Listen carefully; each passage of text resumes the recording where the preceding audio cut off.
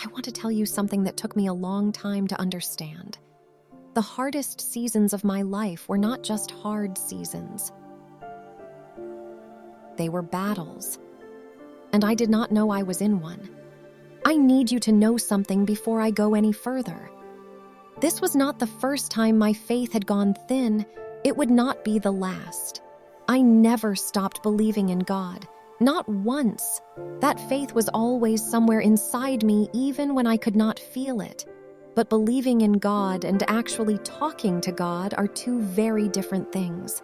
And there were long stretches of my life where the conversation just went silent. He was not gone. I just stopped showing up. And I did not even notice how thin things had gotten until I was already at the bottom. There was a season that almost broke me completely. We had been living in a neighborhood where for the first time in a long time, I felt like I belonged somewhere. I had neighbors I thought were close friends, people right across the street, 2 houses down, next door.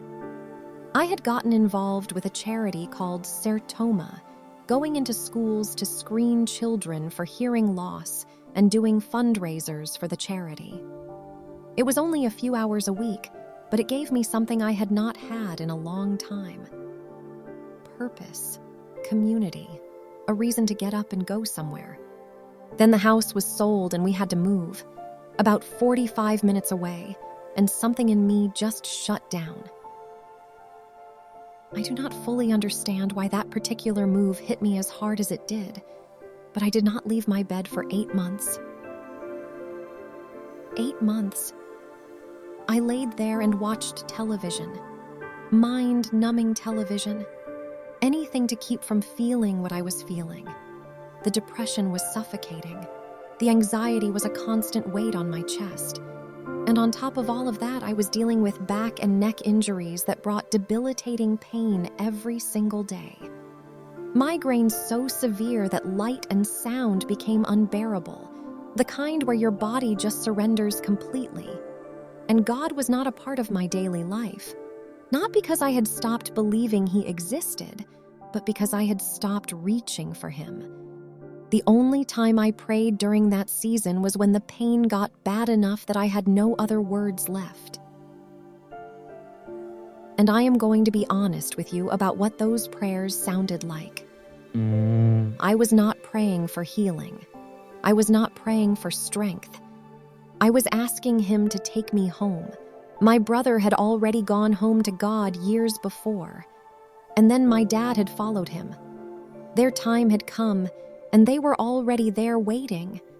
And I was in so much pain mentally and physically that I just wanted to be where they were, where there would be no more pain, where I could breathe again. The only thing that kept me here was my mother. When my brother died, I watched my mother grieve in a way I cannot fully put into words. It was guttural. Literal groaning that came from somewhere so deep inside her that no comfort could reach it. No words helped, no presence eased it, just raw, unbearable grief pouring out of her body. She had already carried the loss of my brother, and then my dad, and I watched her carry all of it. I could not leave her with the loss of another child. So I stayed, and I kept watching television, and the faith kept thinning. There is something God said through the prophet Isaiah that I did not know yet in that season, but that was true anyway, whether I knew it or not. Can a mother forget the baby at her breast and have no compassion on the child she has borne? Though she may forget, I will not forget you. See, I have engraved you on the palms of my hands. My mother could not stop groaning for the child she had lost. That is how deep a mother's love runs. And God looks at that love and says, mine runs deeper. Even if she could forget, I never will. You are not written on my hands. You are engraved there, permanent, unerasable. He had me engraved on His hands the whole time I was in that bed asking Him to take me home. He was not absent. He was holding me in the very hands I had stopped reaching for. We eventually moved out of that house. But the weight did not lift when we left. That is the thing about battles. They do not end just because the circumstances change. I carried it with me. But eventually, my husband and I walked into a church. I do not know how to describe what happened when I walked through that door, except to say that something in my spirit that had been completely still for a very long time suddenly moved. It felt like God saying to me, "Welcome back. I have missed you."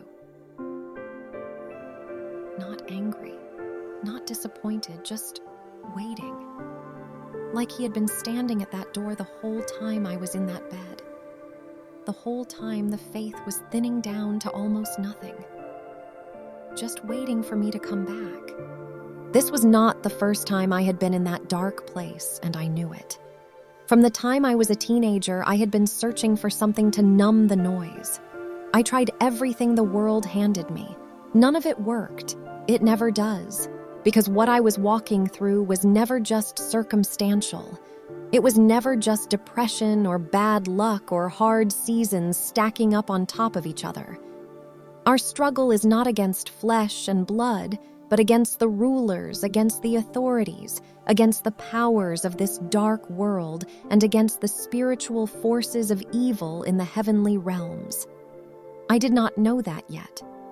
I just knew that everything I tried to fight it with was failing. Because I was fighting a spiritual war with everything except the one thing that actually works. The enemy does not announce himself. He just quietly widens the distance until you cannot remember the last time you actually talked to God. And I was so far into the silence, I did not even know I was being strategized against. There would be more hard seasons after that church. Life kept moving, and so did we. We moved again, and I left people I loved deeply. I left my niece, who has always felt more like a sister to me than a niece. I left her and her family hoping that the move would bring us closer to others. We landed in a small town where I knew nobody. We were close to my husband's family, but still an hour and a half away, and they had built full lives. It never looked like what we had hoped. And I found myself more isolated than I had ever been. In a new place, in a room, in pain, the faith thinning again. I told you this was not the first time. I was not lying. David wrote something in the Psalms that I understand in my bones now. In my distress, I called to the Lord. I cried to my God for help. From his temple, he heard my voice. My cry came before him into his ears. Even those desperate, broken prayers from the bottom of that bed, the ones asking him to take me home, he heard every single one of them. He was not absent.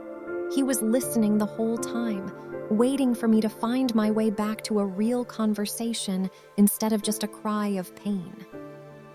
And eventually I did. Again. My husband suggested we start a faith-based YouTube channel, and something in me said yes before I even fully understood why. And this channel has brought me back to God in a way I did not see coming. I am still in this room. I am still in chronic pain. The anxiety is still real, but I am not praying for God to take me home anymore. I am praying that someone watching this right now finds what I found. That someone who is lying in their bed right now in the silence recognizes what I could not recognize for so long. You are not just struggling. You are in a battle, and the enemy has had a design on your silence. But here is what I know now that I did not know then. God has been sitting right there the whole time, waiting, not angry, not disappointed, just waiting to jump into this fight with you. You just have to talk to him, with intention, not just when it hurts, every single day. Because it is never going to be your strength that wins this. It is never going to be your willpower or your ability to outlast it or white-knuckle your way through it. Not by might nor by power, but by my Spirit, says the Lord. That is the weapon that actually works. And it has been available to you this whole time. You just have to pick it up. I am leaving you with something to carry with you. A battle plan. 4 verses that are actual weapons. Screenshot it, save it. Put it somewhere you will see it when the fight gets loud. Drop the word battles in the comments right now, and I will be praying over every single one of you by name. If this testimony touched something in you, subscribe, because the daily prayer for today goes even deeper into what it looks like to actually fight back. You do not want to miss it. Come on this journey with us. We will be here. We see you. We are here for you.